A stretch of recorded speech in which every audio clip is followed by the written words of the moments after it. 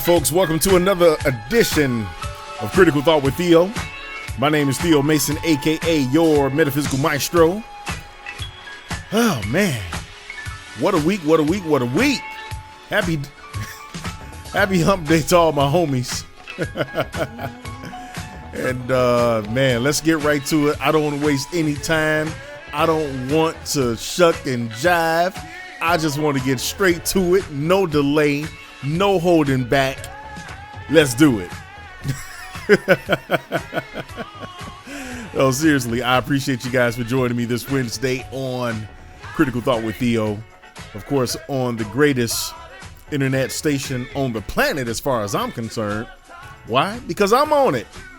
And of course, we give you some great jazz music when you're not listening to some of the great shows here on globalnewsforum.com.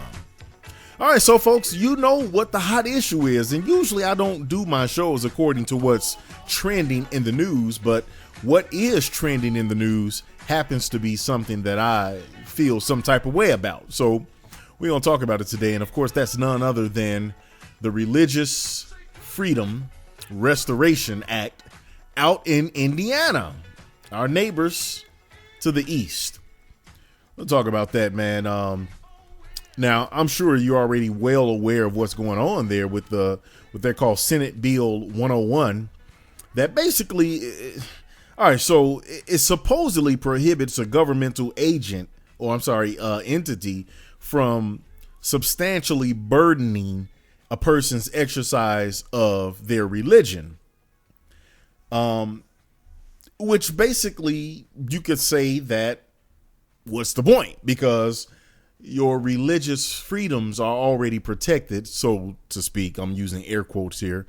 They're already protected by the First Amendment of the Constitution. Congress shall make no laws, basically with respect to establishing a religion or prohibiting the free exercise thereof. I'm paraphrasing a little bit, but that's pretty much the wording of the First Amendment relative to the freedom of religion aspect of it. All right. So why would there be a need for this? Now, I have my views on it, but before I give you my view, I want to play a clip from Fox News, our great friends over at Fox. And to me, they are fair and balanced on this particular issue. Let's roll that clip with Fox News. I'm Lorne Greene, and you're in the strategy room. A religious objection bill that opponents say could legalize discrimination against gays cleared the Indiana Senate on Tuesday, positioning the state to become the first to enact such a change this year ahead of an expected U.S. Supreme Court ruling on same-sex marriage. Joining us to discuss our political strategist, Joe Listingi and Amos Sneed. Welcome to you both. Hey, thank you very much. Joe, let me start with you. This bill is garnering a lot of controversy out there in Indiana and, of course, across the nation. Your reaction? Yeah, rightfully so. It deserves the scrutiny that it's getting. This is a situation where they've passed a law that won't be upheld in courts. There's just no way that something like this is going to be upheld. This is introducing discrimination back into society after we fought Jim Crow for all those years. This isn't only about homosexual couples, LGBT community. They can discriminate based on the fact that someone is Jewish, Muslim, someone is maybe even African American if they happen to be a member of the Knights of the Ku Klux Klan that own the business. There are many things that this opens Pandora's box to. This is bad for our country. This is taking us backwards, and it's just to score cheap political points in the end. Amos, what is your reaction to this bill? Well, they're calling it a religious freedom bill, but we've seen Christians on both sides of the issue in Indiana. We've seen similar legislation in Arkansas that didn't quite make it out. And then in Indiana, Governor Pence has said he'll sign this into law. You know, and I think he's someone with eyes on a bigger office. You hear his name batted about around 2016 or maybe 2020. So I think it's interesting to see how this is playing out in the states and whether it'll be a big campaign issue come around November. Joe, I want to ask you, though, about the issues of the supporters saying the bill protects religious freedom, because we've seen cases where a baker in Colorado was forced to serve a same-sex couple, and also not only that, but to take sensitivity training. We've got the New Mexico photographer had to pay thousands of dollars, probably lost the business. You've got another baker who's just stopped making wedding cakes altogether.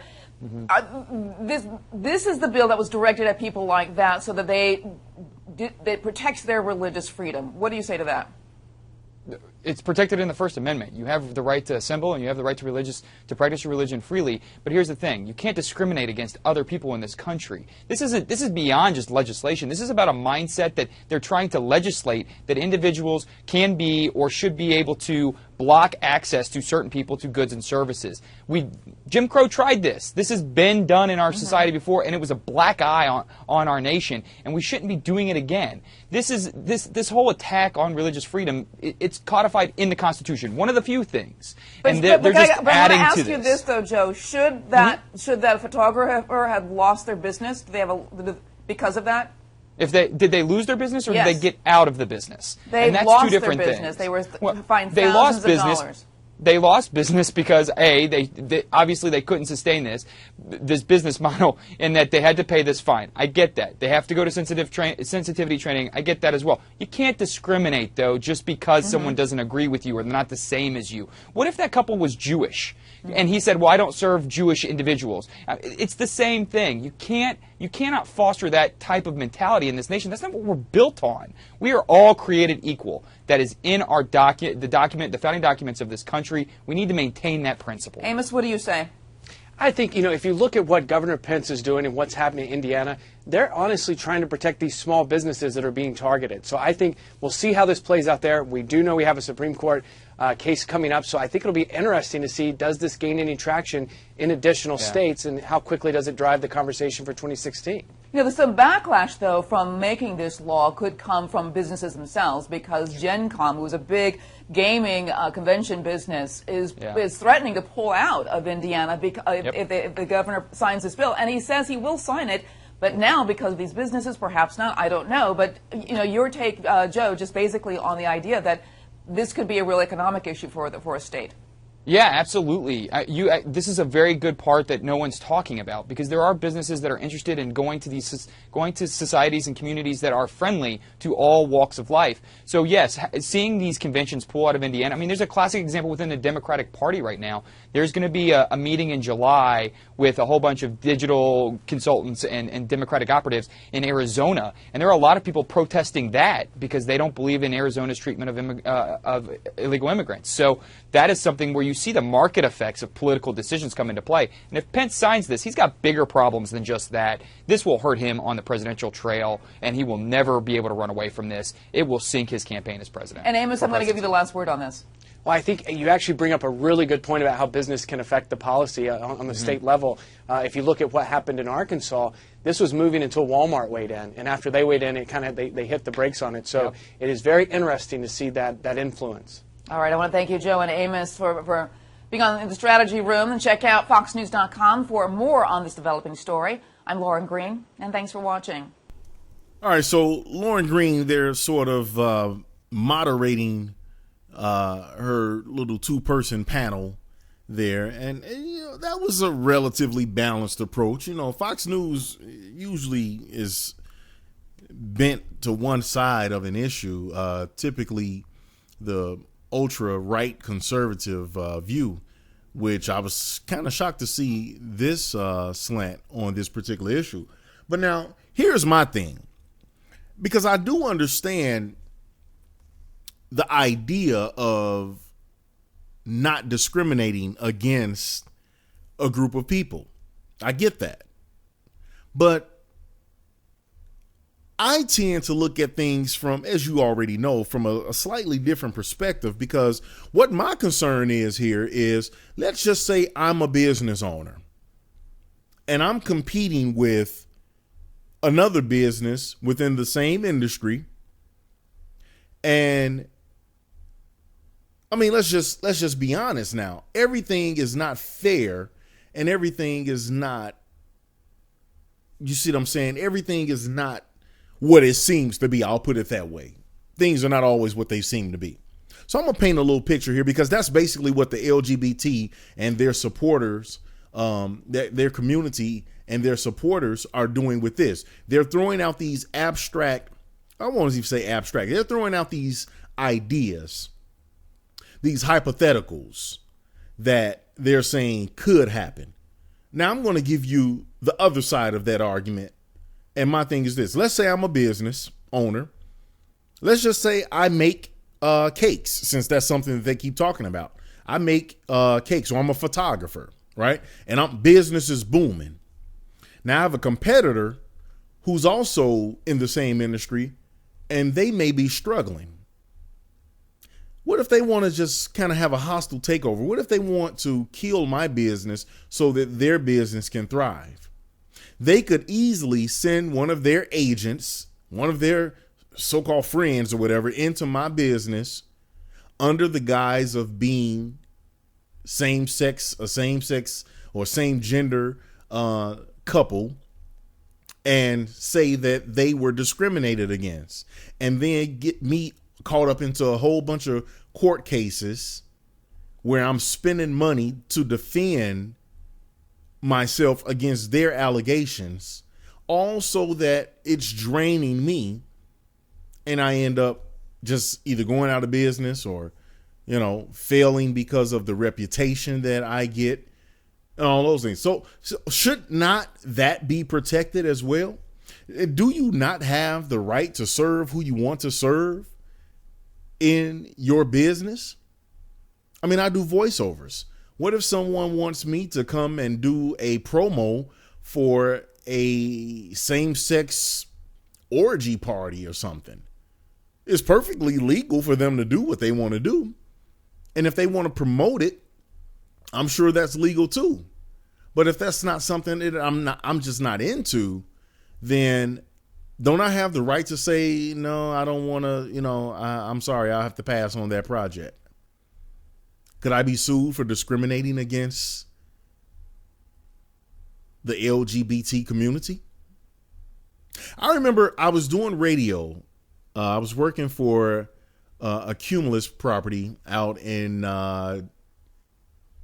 Wilmington, North Carolina, in the Port City. Shouts out to the Port City, man. Shouts out to my man Big B and my girl Sandra out there in Shea Boogie out there in the Port City, over at Coast 97.3. But anyway, I was working for that Cumulus property out there, and I remember there was a strip club that had just opened, or maybe it had been open for a while, but they had bought advertising, and I was assistant production director, and I handled most of the in fact, I handled all of the production duties for the urban properties out there.